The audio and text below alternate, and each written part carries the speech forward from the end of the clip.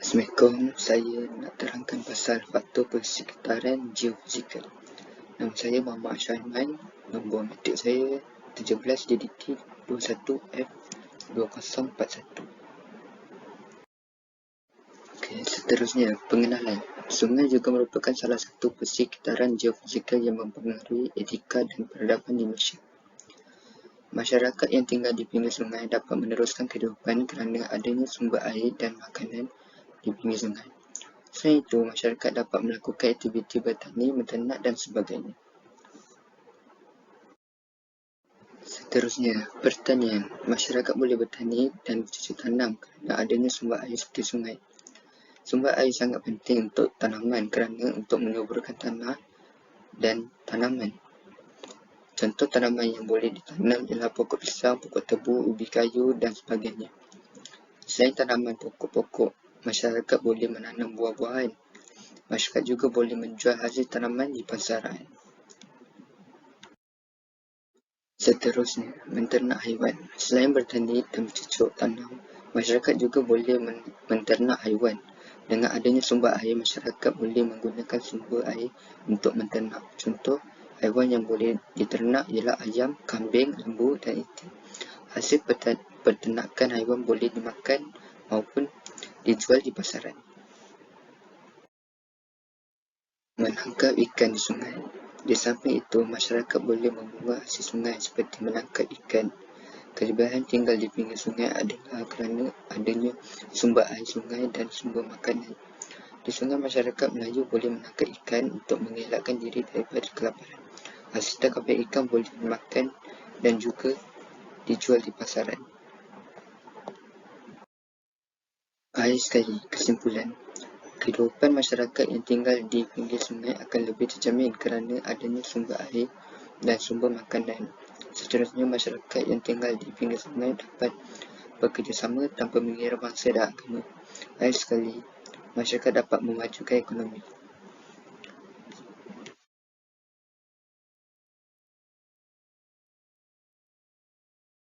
Assalamualaikum warahmatullahi wabarakatuh dan selamat sejahtera. Nama saya Muhammad Syazwan bin Muhammad Sabri.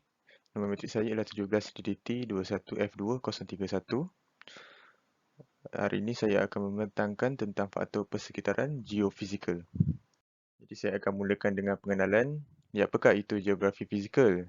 Geografi fizikal adalah satu cabang sains yang mengkaji tentang keadaan semula jadi di bumi ini. Contohnya seperti iklim, topografi, tumbuh-tumbuhan dan sebagainya. Jadi saya akan menceritakan lebih lanjut tentang iklim. Apakah definisi iklim? Iklim adalah keadaan cuaca, suhu, hujan dalam jangka panjang di sesuatu tempat. Jadi iklim ni sangat penting kerana ia mempengaruhi fizikal dan cara hidup penduduk sesuatu kawasan. Jadi kita di negara Malaysia ini mempunyai iklim khatulistiwa. Jadi terdapat 3 ciri-ciri iklim khatulistiwa di Malaysia. Yang pertama adalah suhu. Jadi di Malaysia ini suhu adalah tinggi dan sekata sepanjang tahun. Ciri kedua iaitu hujan. Di Malaysia menerima hujan sepanjang tahun.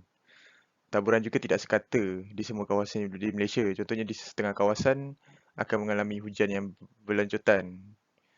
Jadi untuk ciri yang ketiga adalah angin. Jadi dekat Malaysia ni ada 3 angin yang mempengaruhi suhu dan juga hujan iaitu angin monsun, angin tempatan dan juga angin Sumatera. Seterusnya, apakah pengaruh iklim terhadap kegiatan manusia di Malaysia? Jadi untuk yang pertama iaitu pertanian. Penanaman tanaman utama negara seperti ketan dan kelapa sawit dapat dijalankan dengan baik di Malaysia. Sumber air yang ada menggalakkan pertumbuhan tanaman ini. Padi juga dapat ditanam 2 kali setahun kerana mendapat bekalan air yang mencukupi. Jadi iklim khatulistiwa di Malaysia yang menyebabkan hujan sepanjang tahun memberi bekalan air yang cukup terhadap tanaman-tanaman ini. Untuk kegiatan pelancongan pula, aktiviti pelancongan dapat dijalankan sepanjang tahun di Malaysia. Pelancong suka datang ke sini sambil menikmati suhu yang panas serta kepelbagaian flora dan fauna. Suhu yang sederhana di kawasan tanah tinggi juga menarik pelancong datang ke sini seperti Kundasan dan tanah tinggi Cameron. Jadi gambar yang di bawah ni kita dapat lihat bunga rafflesia yang terdapat di negara kita. Seterusnya adalah aktiviti pembalakan. Aktiviti pembalakan juga dapat dijalankan kerana Malaysia mempunyai hutan hujan tropika. Hutan jenis ini dapat hidup dengan suburnya di zon iklim seperti ini.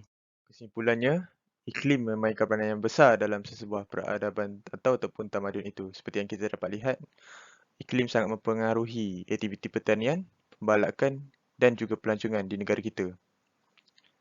Jadi, harapan saya adalah kita sebagai umat di bumi ini sentiasa menjaga alam sekitar ini supaya dapat mengelakkan perubahan iklim yang drastik dan juga kesan-kesan buruk yang lain. Ini adalah sumber rujukan saya. Jadi sampai di situ sahaja pembentangan saya. Sekian, terima kasih. Assalamualaikum warahmatullahi wabarakatuh. Saya Arif Haikal bin Mat Rohimi. Nombor pendaftaran saya adalah 17DDT21F2047.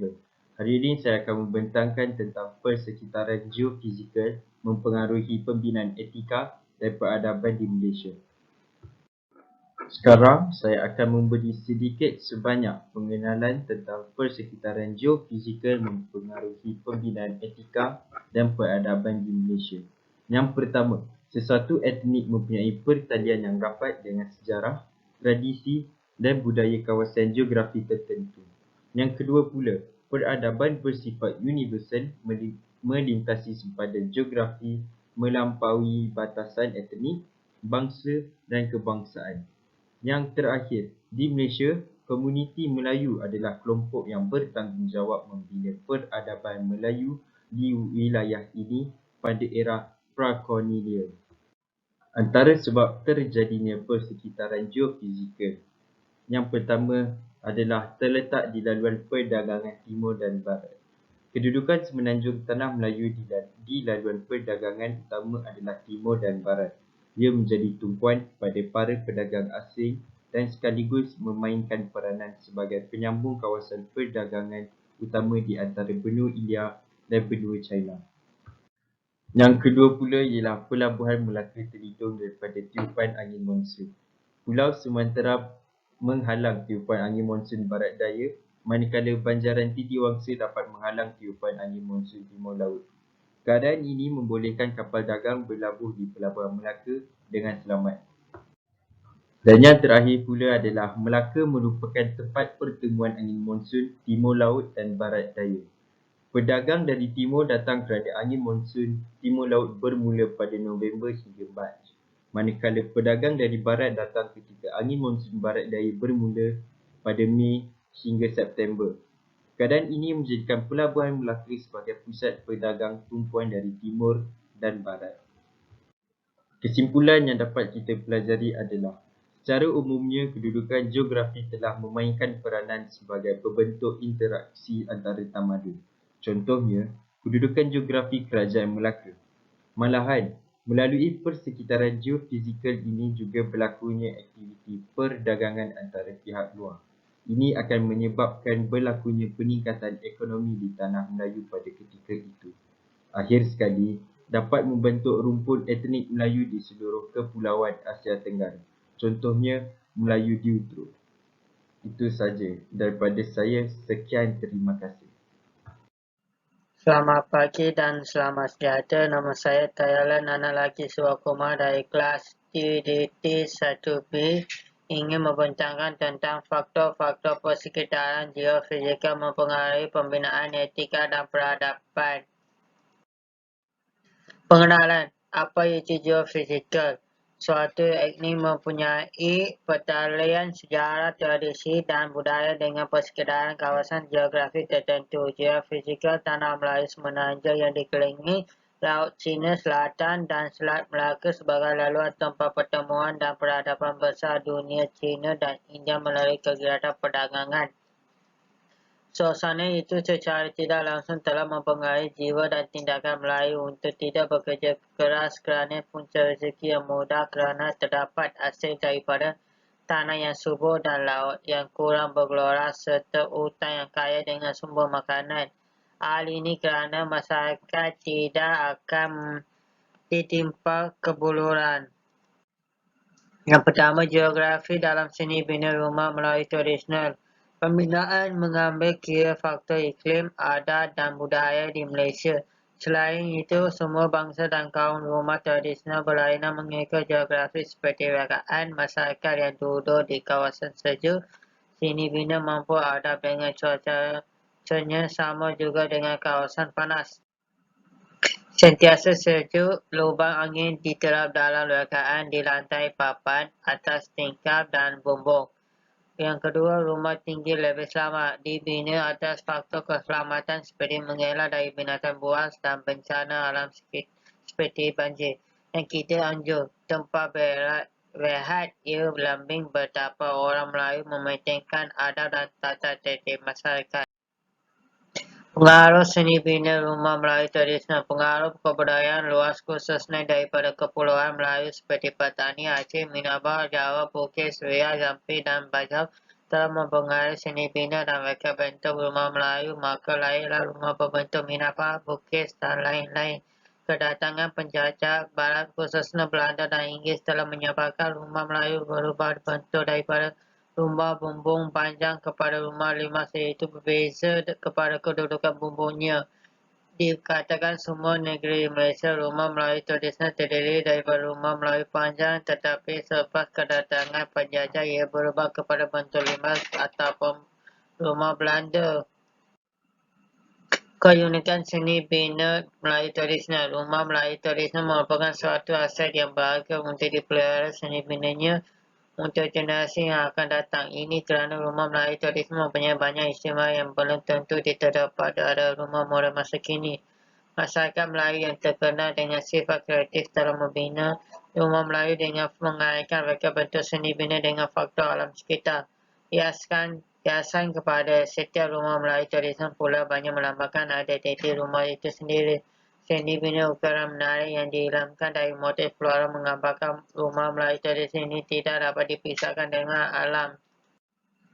Keunikan dan keindahan ukiran kayu pada kebahagiaan-bahagian tertentu, rumah Melayu tradisional menambahkan lagi nilai estetik seni binanya. Kebanyakan masyarakat Melayu belum kalah sedikit sebanyak kemahiran mengukir yang diwarisi turun-temurun.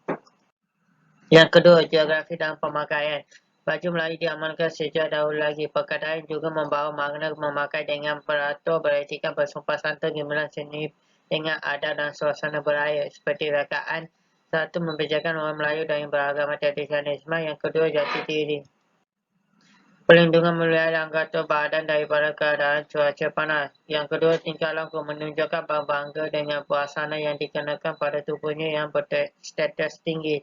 Yang ketiga, penciptaan dipengaruhi iklim pengaruh masyarakat, budaya, agama. Keempat, tidak melonggar dan tebal bentuk pakaian mengikut musim dan bahan menyerap peluh. Contoh pemakaian tradisional Melayu. Yang ketiga, geografi tumbuhan. Yang pertama, nira nipah digunakan untuk masyarakat arah dan tua. Yang kedua, daun nipah digunakan untuk menyalam. Tiga, atap bakul. Yang ketiga, hutan bakau berfungsi sebagai penampang akisan ombak dan mampu menahan dan ombak tsunami. Air sekali adalah sumber rujukan. Sumber ini amat mengguna kepada pembentangan ini. Antara sumber yang digunakan adalah sumber yang diberi di bawah ini. Sekian, terima kasih. Assalamualaikum warahmatullahi wabarakatuh dan salam sejahtera. Nama saya Ridwan Shah bin Rizal. Nama matris 17 DDT 121 F2037 dari kos Teknologi Maklumat dan Digital. Hari ini saya akan membentangkan tentang faktor tanah tinggi mempengaruhi pembinaan etika dan peradaban yang ada di Malaysia. Ini agenda ada 6. Yang pertama, pengenalan. Yang kedua, ciri tanah tinggi yang mempengaruhi etika dan peradaban dalam masyarakat.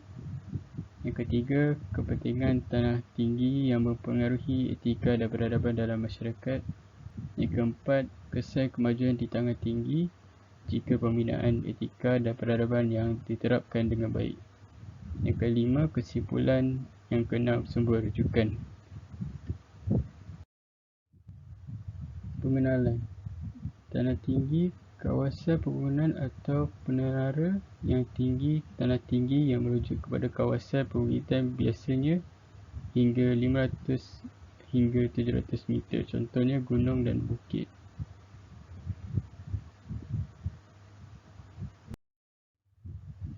Ciri yang mempengaruhi pembinaan etika dan peradaban dalam kalangan masyarakat.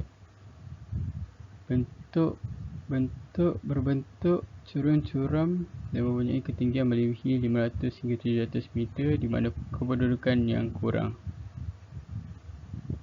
Contoh sektor manusia ialah sektor pertanian, sektor pelancongan dan sebagainya. Iklim persekitaran yang sejuk disebabkan oleh ketinggian yang agak tinggi yang sesuai dijadikan tempat riadah. Contoh tempat yang boleh dijadikan tempat riadah seperti Gunung Kinabalu, Gunung Jerai dan sebagainya.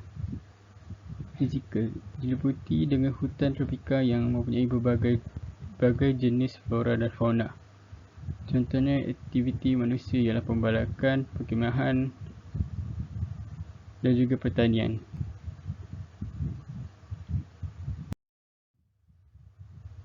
Kepentingan yang tinggi yang mempengaruhi etika dan peradaban dalam kalangan masyarakat. Ada 3. Yang pertama, ekonomi. Terdapat sektor pertanian yang membantu masyarakat untuk menyara diri dan keluarga. Contohnya pertanian ialah penanaman teh, buah-buahan, macam strawberry dan sebagainya. Yang kedua, teknologi. Pelbagai teknologi yang dicipta untuk menjimatkan masa dan tenaga masyarakat. Contohnya, teknologi ialah penanaman secara hidroponik, penciptaan baja organik dan sebagainya. Yang ketiga, pelancongan. Sektor pelancongan semakin maju dengan kunjungan pelancong-pelancong, contohnya Tanah Tinggi Cameron, Tanah Tinggi Genting dan sebagainya. Ini adalah tempat Tanah Tinggi Cameron di mana ada penduduk di situ dan juga membuat hasil-hasil penanaman seperti buah-buahan dan sebagainya. Tanah Tinggi Genting. Tempat ini ramai pelancong akan singgah ke sini apabila pelancong-pelancong dari luar negara atau di dalam Malaysia melawat ke tanah tinggi yang ada di Genting. Seterusnya, kesan kemajuan di tanah tinggi jika etika dan peradaban diterapkan dengan baik dapat memajukan sektor ekonomi negara. Dengan etika dan peradaban yang baik, sektor ekonomi di tanah tinggi dapat dimajukan lalu dapat duduk sama rendah, berdiri sama tinggi dengan negara yang maju. Contoh negara maju ialah seperti Jepun, Belgium, Amerika dan sebagainya. Yang kedua, dapat memajukan peluang pekerjaan dalam sektor pertanian. Dengan etika dan peradaban yang baik, peluang pekerjaan dalam sektor pertanian di tanah tinggi akan diminati oleh ramai generasi muda. Contohnya, cara untuk menarik minat generasi muda dalam sektor pertanian adalah dengan menawarkan anak-anak muda ke sekolah pertanian, mengadakan kempen pertanian, mengadakan kempen khas untuk anak-anak muda bagi menyertai program yang menarik minat. Yang ketiga, dapat mengembang maju dalam sektor pelancongan negara di Malaysia. Dengan etika dan peradaban yang baik, sektor pelancongan dapat giat aktif dengan kedatangan pelancong-pelancong sama ada di Malaysia dan juga luar negara ke tanah-tanah tinggi di Malaysia. Contohnya, kawasan yang menarik di tanah tinggi ialah hutan tropika, taman permainan dan ladang buah-buahan dan sebagainya. Kesimpulan faktor tanah tinggi.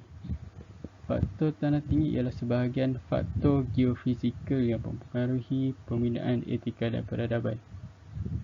Tanah tinggi ialah alam semula jadi yang penting bagi manusia untuk menyara diri dan juga memajukan ekonomi negara. Kita mestilah menyayangi alam semula jadi ini dengan tidak merosakkan kawasan tersebut untuk kepentingan negara. Saya berharap di tanah tinggi di Malaysia dapat terus kekal dan berkembang maju yang boleh mengubah cara hidup manusia ke arah pembinaan etika dan peradaban yang baik. Yang terakhir sekali adalah sumber rujukan yang telah saya dapat. Yang pertama, Ibu Peradaban dan Perkauman di Malaysia, hubungan etnik Melayu Cina, laman web Wikipedia Bahasa Melayu. Yang kedua, geophysical.wordpress.com. Yang ketiga, kautaotak.blogspot. Sekian daripada saya, Ridwan Shah bin Rizal dari kelas DT 1B Kos Teknologi Maklumat dan Digital. Assalamualaikum warahmatullahi wabarakatuh dan salam sejahtera.